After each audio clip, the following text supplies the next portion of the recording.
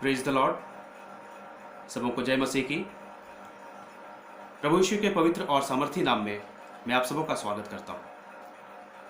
परमेश्वर महान है, वो अत्यंत भला है और वो अपनी करुणा अपने डरवैयों के ऊपर, अपने लोगों के ऊपर सदा बनाए रखता है। सचमुच परमेश्वर का धन्यवाद करना क्या ही भली बात है।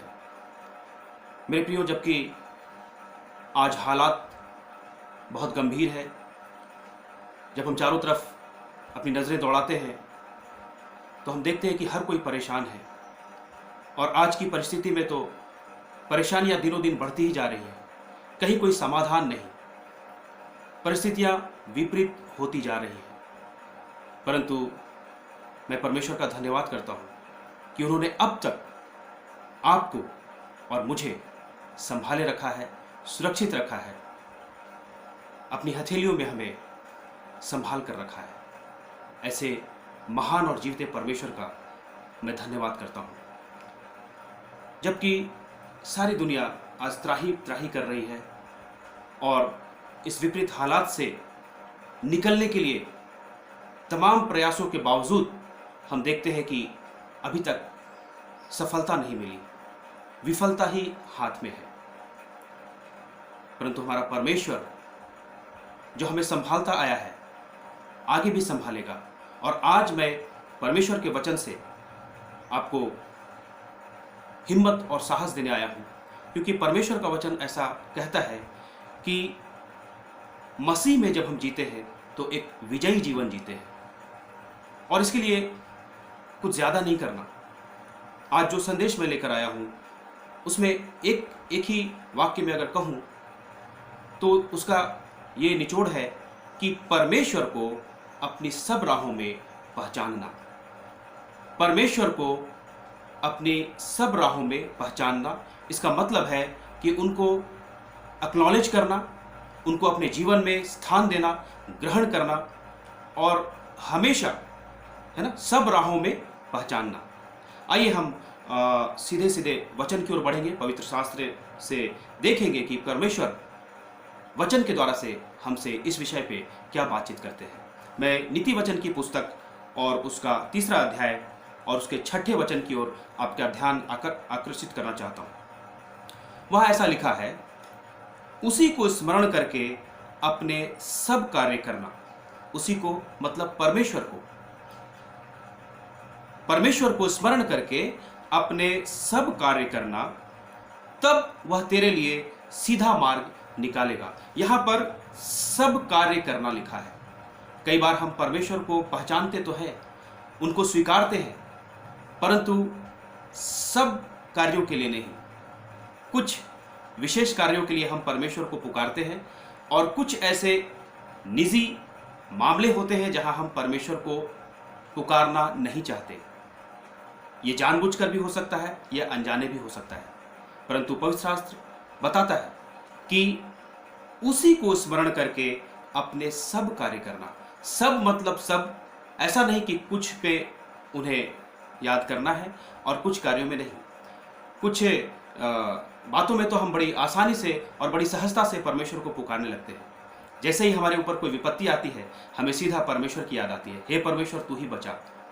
तब हम दुहाई देते हैं कि तू दयालु है, तू कृपालु है और तेरे सिवा हमारा कोई सहारा नहीं। कुछ कार्यों में, कुछ बातों में जरूर हम परमेश्वर को बड़ी शीघ्रता से याद कर लेते हैं, परंतु बाइबल बताती है कि उसको स्मरण करके अपने सब कार्य करना। हर छोटे से छोटा कार्य, हर बड़े से बड़ा कार्य, चाहे वो हमारे जीवन का बहुत अहम फैसला हो या कुछ मामूली बातें हो, हर बातों में परमेश्वर को ही स्मरण करके सब कार्य करना। और तब दूसरा वाक्य में लिखा है कि तब वह तेरे लिए सीधा मार्ग निकालेगा। प्रियो, कई बार हम देख चुके हैं कि जब हम अपनी बुद्धि का भरोसा करते हैं तो कई सारी अड़चनें, कई सारी बाधाएं और कई बार असफलताएं हाथ लगती हैं, क्योंकि हमारे मार्ग टेढ़े मेढ़े होते हैं। यहाँ पर वचन बोलता है कि यदि हम परमेश्वर को स्मरण करके अपने सब कार्यों में उनको स्मरण करके शुरुआत करते हैं तो वो हमारे लिए सीधा मार्ग निकालता है। और वचन 5 में ऐसा लिखा है कि तू संपूर्ण हृदय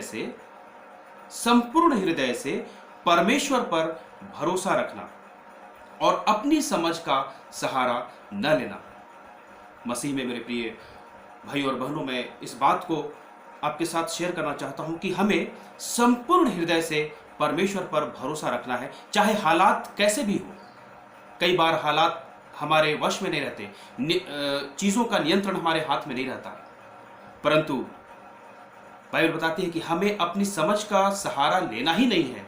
हमें अपना भरोसा और अपनी समझ सब कुछ परमेश्वर के ऊपर रखना है, और तब बाइबल बताती है कि वो हमारे लिए सीधा मार्ग निकालेगा। मैं बाइबल से कुछ उदाहरण आपके सामने प्रस्तुत करूंगा कि कैसे जब हम परमेश्वर को अपने सम्मुख रख करके चलते हैं तो परमेश्वर अद्भुत तरीके से हमारी अगुवाई करता है और हमारे मार्गों को सीधा करता है। मैं आपको लिए चलता हूँ निर्गमन की पुस्तक अध्याय 33 और उसके 13वें वचन में। यहाँ पर मूसा और इजराइलियों का वर्णन है। जब इजरायली मिस्र देश से निकल करके मूसा के लीडरशिप में बाहर आ गए थे और उन्होंने कनान देश को जाना था, इजरायलियों की संख्या बहुत बड़ी थी और मूसा उनकी अगुवाई कर रहा था। और मिस्र देश में मूसा के द्वारा से परमेश्वर ने बड़े बड़े आश्चर्य कर्म करके इजरायलियों को वहाँ से निकाला था।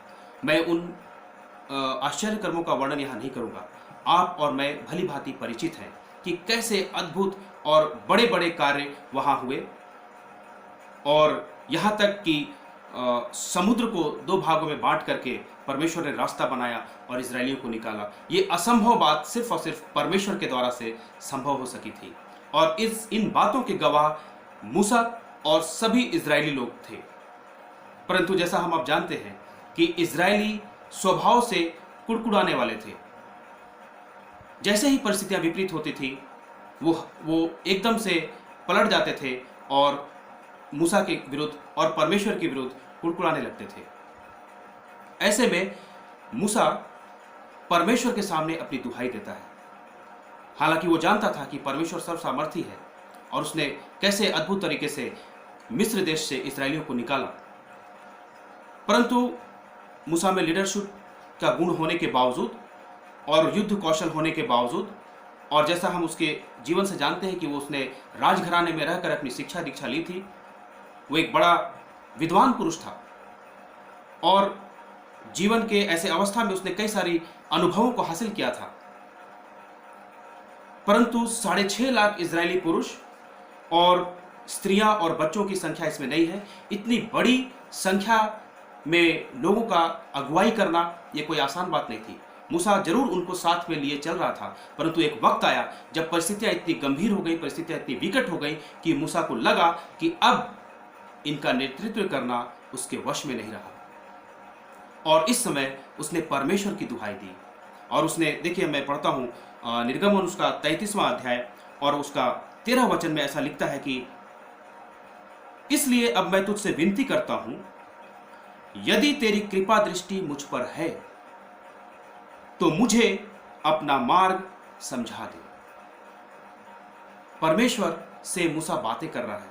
मूसा बोलता है कि तेरी कृपा दृष्टि मुझ पर तो है, परंतु अब तू मुझे अपना मार्ग समझा दे।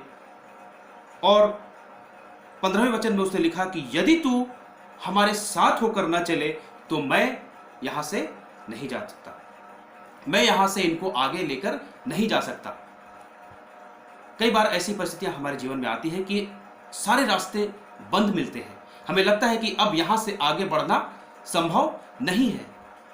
उस परिस्थिति में मूसा ने परमेश्वर को याद किया और उसने विनती करी कि तुझे यहां से हमारे साथ चलना होगा, तुझे मेरी अगुवाई करनी पड़ेगी। उसने अपने आप का सरेंडर किया। उसने कहा कि यदि तू मेरे साथ ना चले तो यहां से आगे चलना मेरे लिए संभव नहीं। इसका मतलब है कि उसने परमेश्वर से कहा कि अब चीजें मेरे वश में नहीं, अब यहां से तेरा मेरे साथ रहना अवश्य है। और देखिए परमेश्वर ने उसे उत्तर दिया कि मैं तेरे साथ साथ चलूंगा, ना केवल तेरी अगुवाई करूंगा परंतु तेरे साथ साथ चलूंगा। और हम जानते हैं कि कैसे पूरे उस मार्ग से होकर के परमेश्वर हमेशा मूसा की अगुवाई करते रहे। हर कठिन परिस्थितियां उसके लिए सरल बनाते रहे, बल्कि सीधे शब्दों में यूं कहूं तो टेढ़े मार्गों को उसके लिए सीधा करते रहे। जैसा कि नीति वचन में लिखा है कि उसी को स्मरण करके अपने सब कार्य करना, तब वह तेरे मार्गों को क्या करेगा? सीधा करेगा।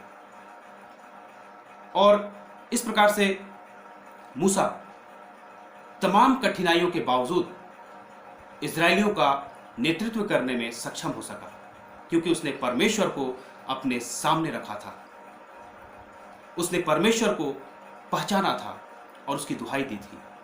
मैं और एक उदाहरण आपके सामने रखना चाहता हूं। दाऊद के बारे में हम सब जानते हैं और हम सब ने इस कहानी को अपने संडे स्कूल में सुना होगा कि दाऊद ने कैसे गोलियत को मारा। आइए हम चले पहले शमूएल की पुस्तक की ओर, जहां उसके अध्याय 17 में इस घटना का वर्णन है। और मैं इसलिए पवित्र शास्त्र से इस वचन को पढ़ना चाहता हूं कि जो क्लियर संदेश आपको मिले, शायद मेरे वचनों से नहीं, मेरी बोली से नहीं, परंतु जो पवित्र शास्त्र कहता है वहां क्या लिखा है। देखिए, गोलियत और दाऊद आमने सामने थे। गोलियत के बारे में बताने की जरूरत नहीं। फलिस्तियों की सेना की तरफ से वो एक बड़ा वीर योद्धा था। उसकी कद काठी का वर्णन बाइबल में लिखा है। और यहाँ तक वो रोज आकर के इजरायली सेना को ललकारता था और सारी सेना डरी हुई थी। यहाँ तक कि राजा शाऊल भी डरा हुआ था और कोई भी हिम्मत नहीं कर रहा था कि उसका सामना करने के लिए। ऐसे में दाऊद, जो अभी लड़कपन में ही था, उसने कहा कि मैं जाऊंगा उससे युद्ध करने के लिए। ये होता कौन है जो जीवित परमेश्वर की सेना को ललकारे? और उसने, मैं पहला शमूएल अध्याय 17 और उसका वचन 45 पढ़ना चाहता हूं। तब दाऊद ने पलिश्ती से कहा, तू तो मेरे पास तलवार, भाला और बर्छी लेकर आया है, परंतु मैं सेनाओं के यहोवा, इस्राएल की सेना के परमेश्वर का नाम से तेरे पास आया हूं। मैं परमेश्वर के नाम से तेरे पास आया हूं और आज परमेश्वर तुझे मेरे वश में कर देगा। यहां पर एक युद्ध है, एक ऐसा युद्ध है जिससे इजरायली अपनी शक्ति से, अपनी सामर्थ्य से जीत नहीं पा रहे, बढ़ नहीं पा रहे आगे। रास्ते बंद हो गए, चारों तरफ हार का खतरा मंडराया हुआ है। और ऐसे में दाऊद, वहां पर शायद उतने इजरायलियों में और इवन राजा शाऊल में ये बात नहीं आई थी कि वो परमेश्वर की दुहाई देता। अगर इनमें से कोई भी परमेश्वर की दुहाई देकर के आगे बढ़ता तो बाइबल बताती है कि जय देने वाला तो परमेश्वर यहोवा है। परंतु लोग डरे हुए थे, डर का माहौल। और ऐसे में दाऊद, जिसे परमेश्वर पर अटूट भरोसा था, वो लड़कपन में ही उसने परमेश्वर को जान लिया था, उसे पहचान लिया था।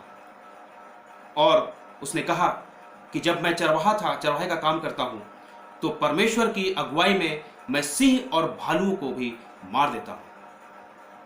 फिर ये पलिश्ती कौन है, इसे भी परमेश्वर मेरे हाथ में कर देगा।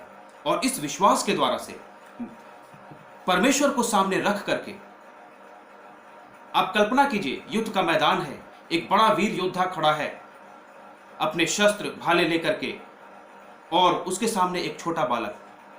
ये कैसा दृश्य रहा होगा। परंतु वो दाऊद, जो बालक ही था, उसने खुद पे भरोसा नहीं किया। जैसा नीति वचन में लिखा है कि तू अपनी समझ का सहारा न लेना, तू अपने सामर्थ्य का सहारा न लेना, वरन संपूर्ण मन से परमेश्वर पर ही भरोसा रखना। और यही बात दाऊद ने करी। दाऊद का भरोसा परमेश्वर पर था। वो परमेश्वर को देख रहा था कि परमेश्वर कितना बड़ा है, कितना महान है। और उसने कहा कि मैं परमेश्वर के नाम से तेरे पास आया हूं। और आगे की कहानी हम जानते हैं। परमेश्वर ने कैसे उसके मार्गों को सीधा किया, उसके साथ रहा, उसकी अगुवाई की, और सिर्फ एक गोफन और एक पत्थर के सहारे उसने उस उतने बड़े योद्धा को मार डाला। जय देने वाला परमेश्वर है, यहोवा परमेश्वर है। इसलिए जब कभी परिस्थितियां विपरीत हो जाए तो याद रखें, अपने सब काम परमेश्वर को स्मरण करके करना, तब वो हमारे लिए मार्ग को सीधा करता है।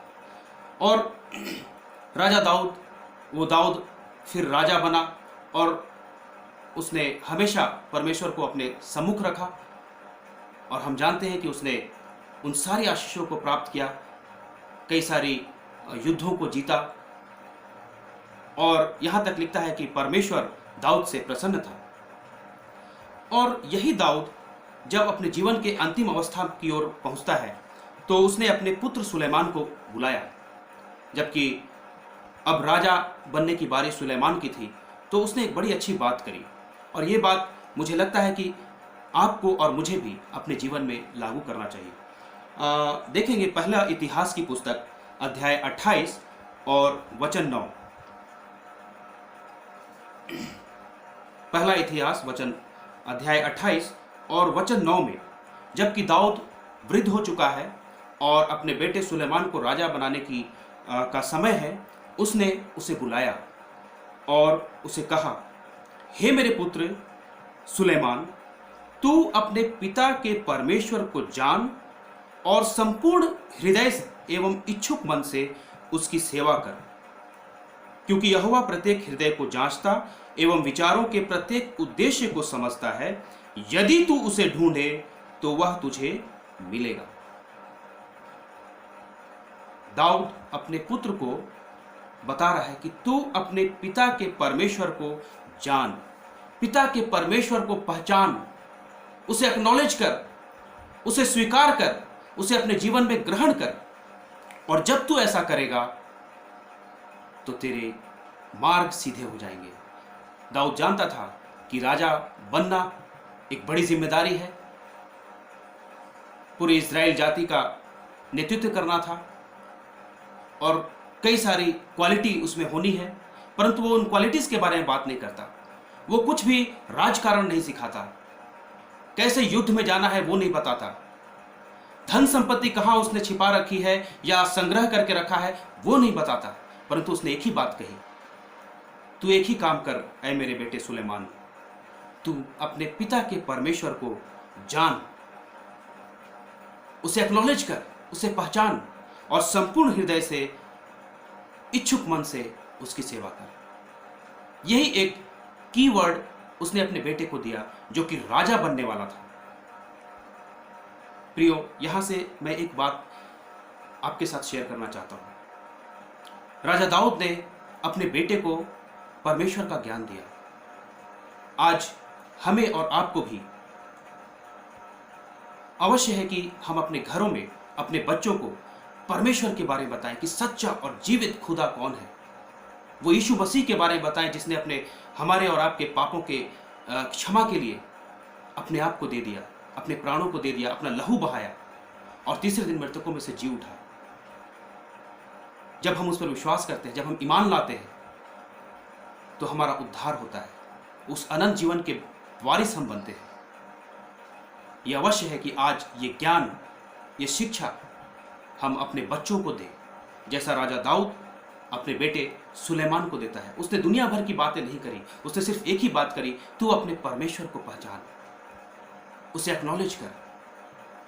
हम अपने बच्चों को क्या आज ये शिक्षा दे रहे हैं कि ऐ मेरे बेटे, ऐ मेरी बेटी, अपने परमेश्वर को पहचान, यीशु को पहचान, यीशु को अपने जीवन में एक्नॉलेज कर, यीशु को अपने जीवन में ग्रहण कर। ये बहुत अवश्य है। राजा दाऊद ने अपने जीवन में ऐसा ही किया, क्योंकि उसे मालूम था कि ये जीवन, ये दुनिया इतना आसान नहीं। संसार में चारों तरफ सिर्फ और सिर्फ परेशानी ही है। मैं एक बहुत बड़े स्कॉलर हुए, बहुत बड़ा उनका नाम है और उन्होंने बहुत बड़ी आज कांग्रीगेशन उनके नाम से चलती है, और उन्होंने अपने जीवन में सत्य की खोज करने में लगाया और उन्होंने एक ही बात पाई कि ये जीवन दुख से भरा है, और दुख के ऊपर और जीवन और दुख के ऊपर उनकी थ्योरी चली, और उन्होंने इसका मार्ग नहीं बता पाया, परंतु उन्होंने एक चीज अवश्य ढूंढ लिया कि जीवन में दुख ही दुख है। मेरे प्रियो, ये एक बड़ा रहस्य है। बाइबल हमें इसके बारे में बताती है। जब परमेश्वर ने मनुष्यों की सृष्टि की तो ऐसा नहीं था। हम जानते हैं कि मनुष्यों की सृष्टि करने के बाद परमेश्वर ने उन्हें रहने के लिए अदन की वाटिका का निर्माण किया था। वहाँ उनके रहने की व्यवस्था थी, उनके खाने और पीने की व्यवस्था थी, और आराम और सुकून, चारों तरफ शांति, जीवन में आनंद और परमेश्वर की सहभागिता उनके जीवन में थी। जब परमेश्वर ने सृष्टि की रचना की तो ऐसी ही सृष्टि की रचना उन्होंने करी थी, परंतु मनुष्य ने अपने ही पापों में फंस करके उस महिमामय वातावरण से दूर हो गया। स्पष्ट शब्दों में कहूं तो उस पाप की वजह से आज हमें इस जीवन में दुख मिलता है। ये तो ठीक है, परंतु परमेश्वर अपने लोगों को छोड़ता नहीं। उन्होंने कहा कि यदि तू संपूर्ण हृदय से अपनी समझ का सहारा न लेते हुए अपने सब मार्गों में परमेश्वर को पहचान, उसे आगे रख, तो वो तेरे मार्गों को क्या करेगा? सीधा करेगा, समतल करेगा, चौरस करेगा। परमेश्वर का दाऊद ने एक जगह ऐसा लिखा कि तेरा वचन मेरे पांव के लिए दीपक है। सचमुच जब हम परमेश्वर को, यीशु मसीह को अपने सामने रखते हैं तो हमारी राहें आसान होती हैं।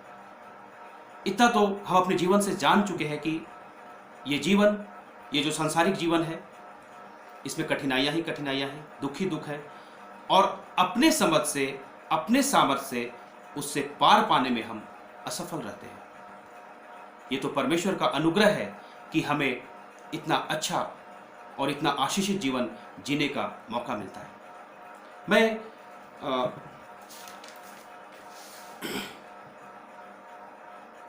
इस बात की ओर देख रहा था कि जब हम परमेश्वर को पुकारते हैं अपने जीवन में अगुवाई के लिए, तो कई सारे ऐसे उदाहरण पड़े हैं बाइबल में कि ना केवल वो हमारी अगुवाई करता है, परंतु उन्होंने मूसा को कहा कि ना मैं तेरी अगुवाई करूंगा वरन तेरे साथ साथ होकर चलूंगा। परमेश्वर को भी भाता है कि जब हम उन्हें पुकारते हैं तो वो भी हमारे साथ साथ चलने को इच्छुक रहता है, हमारे मार्गों में हमारी अगुवाई करने को इच्छुक रहता है। यशायाह की पुस्तक और उसका 30वां अध्याय उसका 21वें वचन में ऐसा लिखता है कि जब हम परमेश्वर को पुकारते हैं, उन्हें अपने साथ रखते हैं और अपने जीवन को चलाते हैं, तो ऐसा होता है कि जब कभी तुम दाहिनी या बाईं ओर मुड़ने लगो, तब तुम्हारे पीछे से यह वचन तुम्हारे कानों में पड़ेगा, मार्ग यही है, इसी पर चलो। कई बार ऐसा होता है, हमें सही मार्ग की पहचान नहीं हो पाती, हम सही और गलत का फैसला करने में असमर्थ होते हैं। अपने जीवन के तमाम उदाहरणों को ले लें। कई बार हमें घर खरीदना होता है और हम असमंजस में होते हैं कि ले या ना ले, ये फैसला मेरे जीवन में सही है या नहीं है। कहीं से नौकरी का ऑफर है, हम ज्वाइन करें या ना करें, ये सही होगा या नहीं होगा। बच्चों की शादी ब्याह का मामला है, ये सही है या नहीं है। हम बड़े बुजुर्गों की राय लेते हैं और सही और गलत का फैसला करने में कई बार हमें मुश्किलात का सामना करना पड़ता है।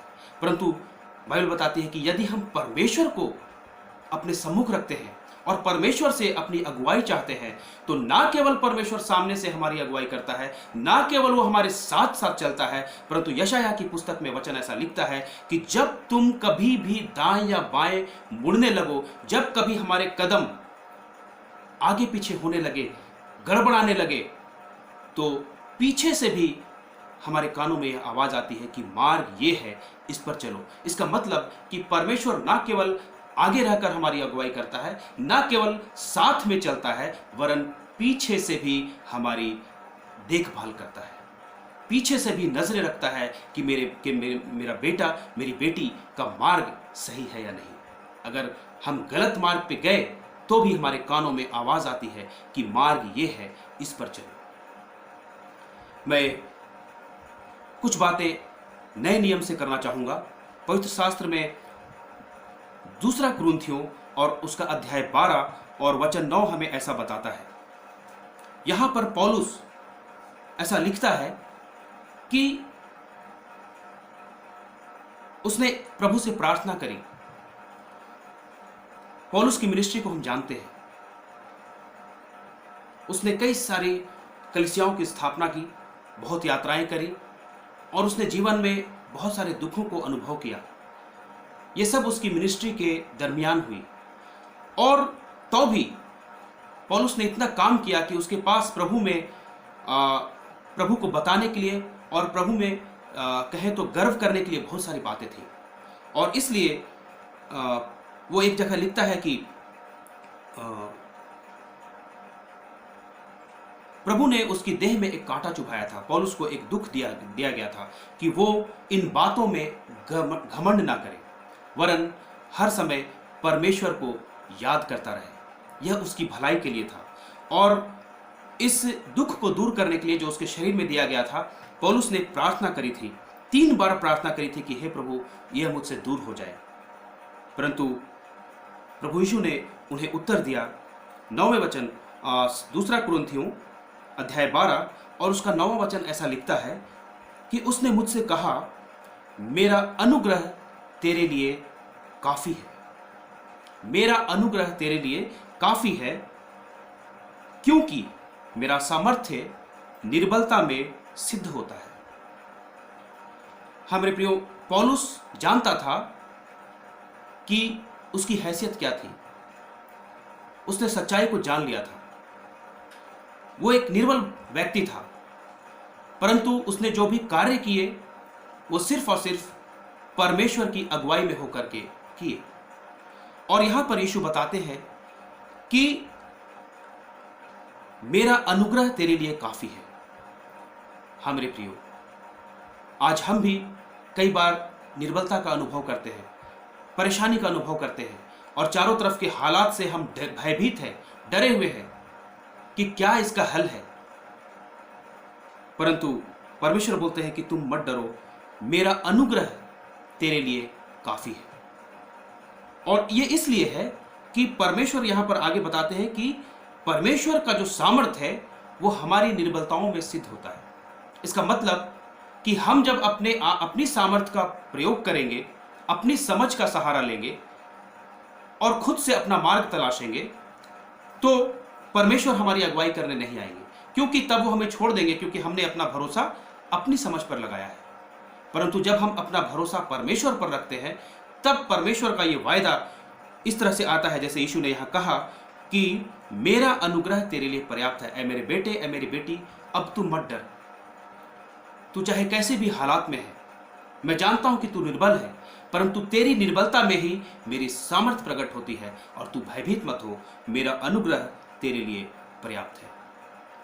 मत्ती रचित सुसमाचार और उसका 11वां अध्याय और उसके 28वें वचन में यीशु ने ऐसा कहा, हे सब श्रम से थके और बोझ से दबे हुए लोगों, मेरे पास आओ। यीशु को मालूम है हमारी हालात क्या है।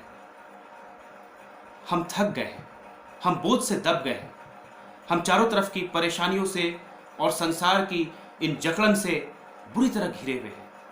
हम चाह करके भी वो विजयी जीवन नहीं जी पा रहे हैं जिसके हम अधिकारी हैं। और इसलिए यीशु कहते हैं, हे सब श्रम से थके और बोझ से दबे लोगों, मेरे पास आओ, मैं तुम्हें विश्राम दूंगा। और आगे यीशु ने कहा कि जीवन की रोटी मैं हूं। और इस तरह से उन्होंने कई सारे प्रॉमिसेस किए। जब हम परमेश्वर को अपने सम्मुख रखते हैं तो वो भी बाहें फैला करके हमारा स्वागत करते हैं, जैसे यीशु ने कहा कि मेरे पास आओ।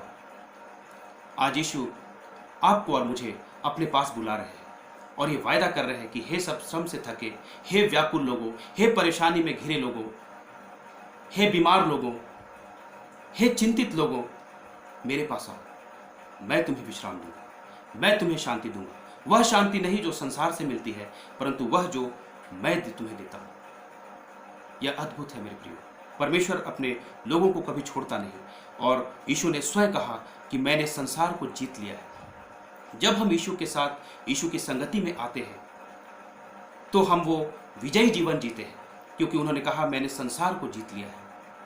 हम जानते हैं कि उन्होंने न केवल संसार को जीता, परंतु क्रूस पर अपनी मृत्यु के द्वारा से उस शैतान के सर को भी कुचल दिया, जो हमेशा हमें हराने की ताक में रहता है और हमें यह एहसास कराता है कि हम हारे हुए हैं। परंतु मेरे प्रियो, यीशु मसीह में हमने विजय प्राप्त किए हुए हम लोग हैं। यीशु ने क्रूस पर अपने बलिदान के द्वारा से शैतान के सिर को कुचल दिया और उन्होंने जो जीत हासिल की, जब हम यीशु के संगति में आते हैं तो हमें उस जीत का हकदार बनाता है। और इसलिए आज का जो मेरा ये जो वचन है, मैंने इसे शीर्षक दिया था, मसीह में विजयी जीवन। यीशु मसीह में विजयी जीवन। जब हम यीशु मसीह में आते हैं तो हम हारे हुए लोग नहीं होते हैं। मसीह में हम लोग विजयी जीवन जीते हैं। और परमेश्वर ने कहा कि विजयी जीवन वो जो ना सिर्फ इस संसार में है, इस संसार में तो वो हमारी अगुवाई कर रहे हैं, हमारे साथ चल रहे हैं, ना केवल साथ में है बल्कि आगे से और पीछे से भी हमारी देखभाल कर रहे हैं। परंतु उन्होंने जो विजयी जीवन का प्रॉमिस किया है वो इसके बाद भी है, इससे बड़ा है। वो अनंत काल का जीवन, वो विजयी जीवन, जब हम परमेश्वर के साथ राज्य करने के लिए उनके राज्य में उनके साथ निवास करेंगे। ये तब होगा जब हम उसे एक्नॉलेज करेंगे। ये तब होगा जब हम आज की अपने सब राहों में परमेश्वर को पहचानेंगे। ऐ मेरे बेटे, ऐ मेरी बेटी, जैसा दाऊद ने कहा, ऐ सुलेमान, ऐ मेरे बेटे, तू अपने परमेश्वर को पहचान, उसे एक्नॉलेज कर। और तब परमेश्वर जो कि भला है, मैं नहूम की पुस्तक से एक वचन आपके साथ शेयर करूंगा। नहूम की पुस्तक अध्याय 1 और वचन 7 में ऐसा लिखा है, परमेश्वर भला है, संकट के समय दृढ़ गढ़ है और उनकी सुधि लेता है जो उसके शरणागत है। यीशु आज हमें बुला रहे हैं और अगर हम उसकी शरण में आते हैं तो वो हमारा दृढ़ गढ़ है। और परमेश्वर जो भला है आज भी अपनी भलाई हमारे ऊपर बना के रखे, आज भी अपनी करुणा हमारे ऊपर बनाए रखता है।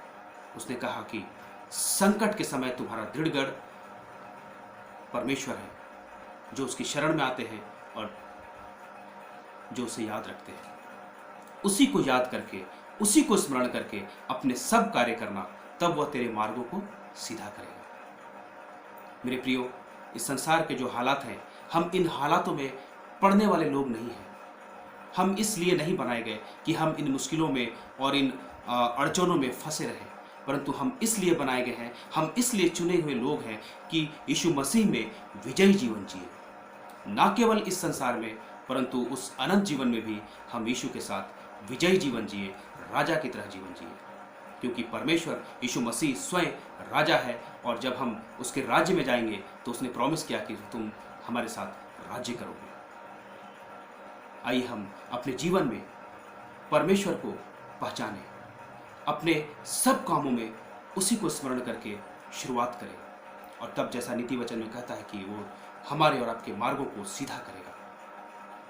हालात चाहे जो भी हो, मुझे नहीं मालूम आपके साथ परेशानी क्या है, आप किस हालात में हैं, परंतु मैं एक ही बात आपसे कहना चाहता हूँ, आप चाहे जैसे भी हो, अपने मार्गों में उसी हालात में रह करके यीशु को आवाज दे, परमेश्वर को पहचाने, उससे कहे, ऐ मेरे परमेश्वर, आप ही मेरी अगुवाई करें, मूसा की तरह दुहाई दे।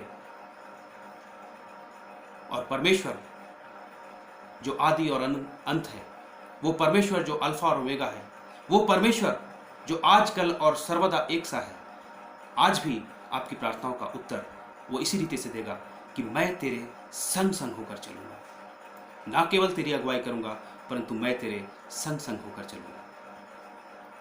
परमेश्वर को आवाज दे, उन्हें अपने जीवन में स्थान दे, परमेश्वर को पहचाने, यीशु मसीह को पहचाने, और तब देखे कि कैसे हालात बदल जाते हैं, कैसे वो आज के इस निराशा भरे दौर को विजयी जीवन में बदल देता है।